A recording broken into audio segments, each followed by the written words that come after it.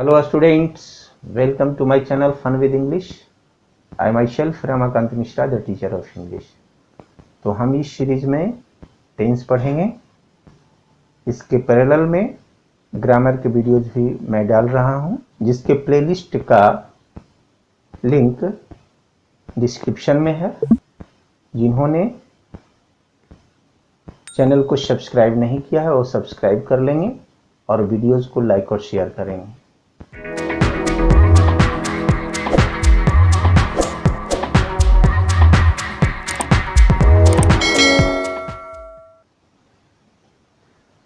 तो previous video में हम लोगों ने टाइम एंड टेंस के डिफरेंस के बारे में पढ़े। अब हम टेंस में सिंपल प्रेजेंट टेंस की जानकारी प्राप्त करेंगे, जो प्रेजेंट टेंस का फर्स्ट काइंड है। Let's start simple present tense. Simple present tense जिस हिंदी वाक्य की क्रिया के अंत में ता हूं, ती हूं, ता है, ती है, ते हैं इत्यादि लगा रहे उसे सिंपल प्रेजेंट टेंस का वाक्य कहते हैं। मैंने पिछले वीडियो में कहा था कि ट्रांसलेशन भी हम पढ़ेंगे, तो ट्रांसलेशन टेंस पर आधारित हम पढ़ पाएंगे, क्योंकि यही बैकबोन है जो कि हम नरेशन या वॉइस जब हम पढ़ेंगे तो हमें इससे काफी मदद मिलने वाला है। तो हम देखते हैं कि वैसे वाक्य जिस क्रिया के अंत में ता है, ती है, ते हैं इत्यादि लगा रहता है उसे सिंपल प्रेजेंट टेंस का वाक्य कहते हैं। तो इसका एग्जाम्पल हम देखें। मैं अंग्रेजी पढ़ता हूं। जब हम देखते हैं इस सेंटेंस को तो हूं लगा हुआ है लगा हुआ है लगा हुआ है। जैसे वह अंग्रेजी पढ़ता है, हम लोग अंग्रेजी पढ़ते हैं, तो है हूं का यहां कोई इंग्लिश वर्ड का प्रयोग नहीं होगा। इसमें इज, एम, आर का प्रयोग नहीं करेंगे। तो कैसे हम बनाएंगे? तो आई रीड इंग्लिश, मैं पढ़ता हूं अंग्रेजी। इस तरह से पहले जो है से सब्जेक्ट होगा, जो वाक्य में एजेंट होता है, doer of the work is known as subject, उसे जो है से हम लिखते हैं। तो यहां सब्जेक्ट आई हुआ, उसके बाद वर्ब का प्रयोग किया जाता है। वर्ब यहां जो है रीड है, उसके बाद ऑब्जेक्ट इंग्लिश है। तो यहां पूरा तरह से ये सेंटेंस हुआ आई रीड इंग्लिश, मैं अंग्रेजी पढ़ता हूं। वह अंग्रेजी पढ़ता है, ही रीड्स इंग्लिश, वह अंग्रेजी पढ़ता है। इसमें एस लग गया वर्ब में। तो क्यों एस लगा? ऊपर में क्यों नहीं वर्ब में एस लगा? तो इसके कुछ नियम हैं, वो हम जानेंगे।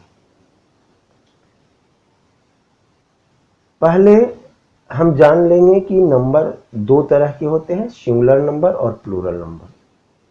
और पर्सन तीन तरह के होते हैं, first person, second person and third person.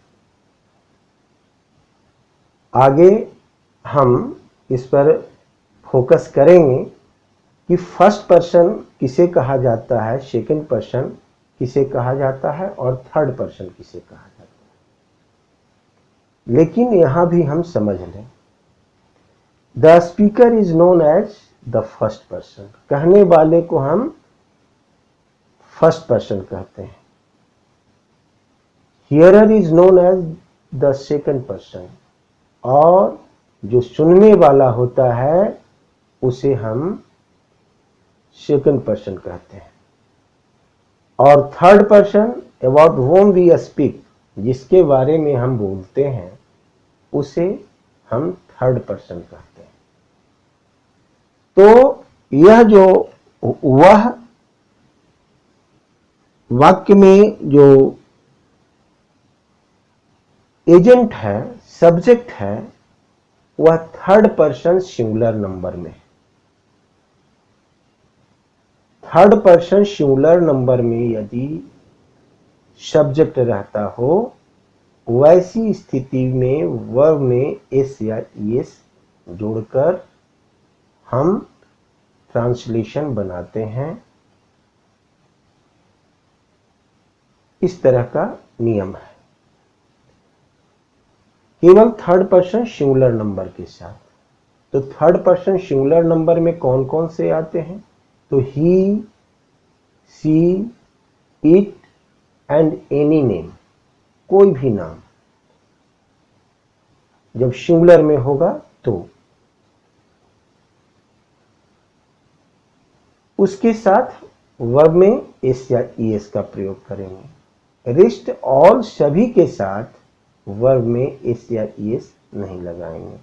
यानी फर्स्ट पर्सन का यदि रहे सब्जेक्ट, या सेकंड पर्सन का रहे, या थर्ड पर्सन प्लूरल नंबर में रहे सब्जेक्ट, तो उसके साथ हम वर्ब में एस या ईएस का प्रयोग नहीं करेंगे। तो अब हम इस पर आगे और एग्जाम्पल्स के साथ पढ़ेंगे। तो अब हम इस चार्ट को देखेंगे और समझ पाएंगे कि किसके साथ हम वर्ब में एस या ईएस लगाते हैं और किस के साथ वर्ब में एस या ईएस नहीं लगाते हैं। ध्यान दें, सिंगुलर नंबर और प्लूरल नंबर दो भागों में बांटकर पर्सन को हम देखेंगे। पर्सन तीन तरह के, जैसा कि मैंने बताया, फर्स्ट पर्सन, सेकंड पर्सन और थर्ड पर्सन। तो फर्स्ट पर्सन सिंगुलर नंबर में आई हुआ और प्लूरल नंबर में बी हुआ। सेकंड पर्सन में सिंगुलर नंबर में यू है और प्लूरल नंबर में भी यू है।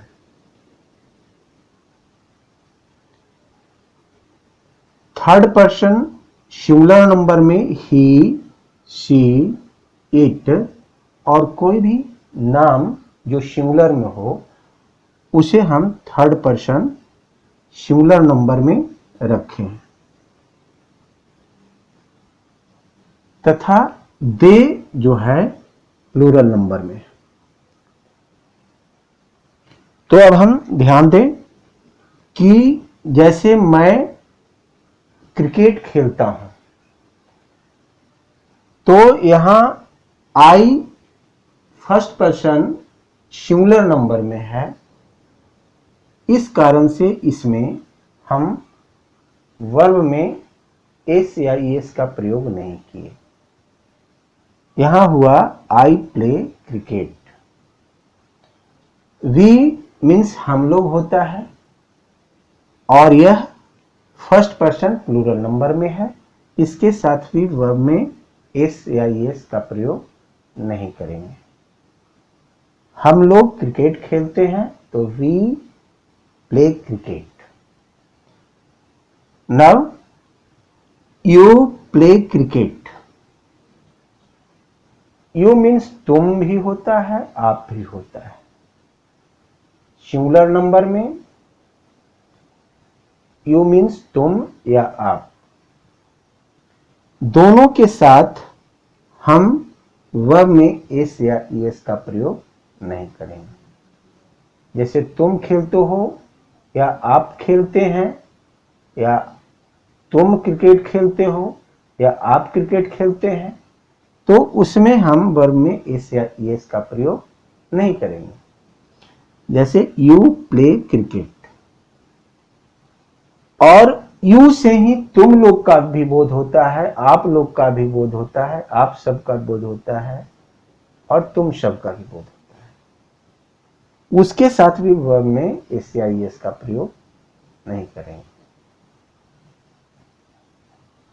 हिंदी में यदि हम तुम के जगह आप का प्रयोग करते हैं, और यदि आप के जगह तुम का प्रयोग करते हैं, तो बहुत ब्लंडर हो जाएगा।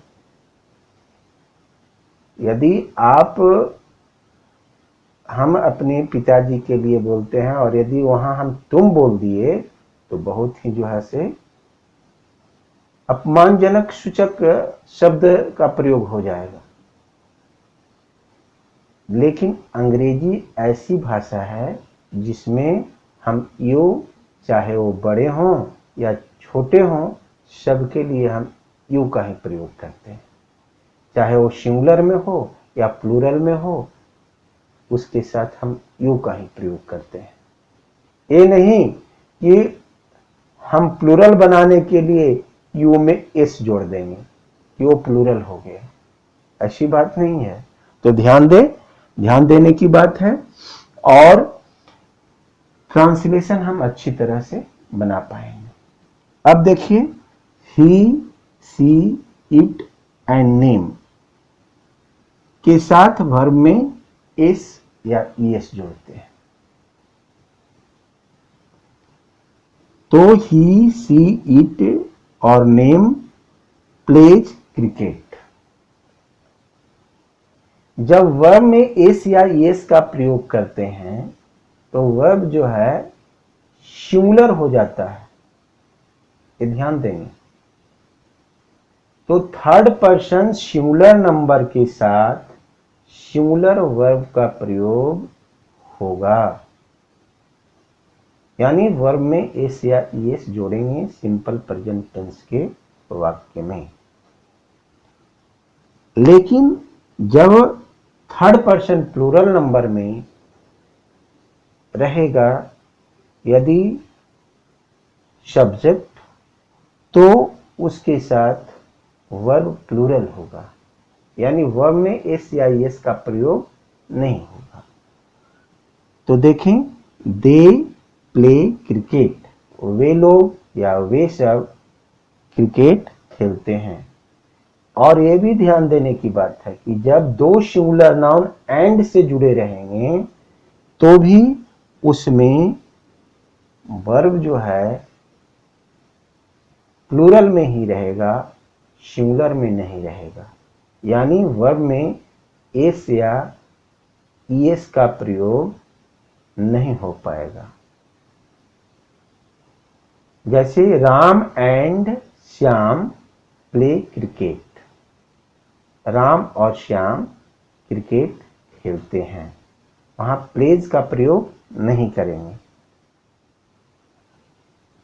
तो स्टूडेंट्स, इस चार्ट को आप अच्छी तरह से समझ लें और अच्छी तरह से तैयारी कर लें। नेक्स्ट वीडियो में हम सिंपल प्रेजेंट टेंस के स्ट्रक्चर ऑफ सेंटेंस पर विचार करेंगे, जिसमें पॉजिटिव, निगेटिव तथा दोनों तरह के क्वेश्चंस, WH क्वेश्चंस और यस नो क्वेश्चंस के स्ट्रक्चर ऑफ सेंटेंस पर भी विचार करेंगे, और ट्रांसलेशन का अभ्यास भी करेंगे। तो इस चैनल पे आप बने रहें। जिन्होंने चैनल को सब्सक्राइब नहीं किया है, सब्सक्राइब कर लें और वीडियोस को लाइक और शेयर करें। Thank you.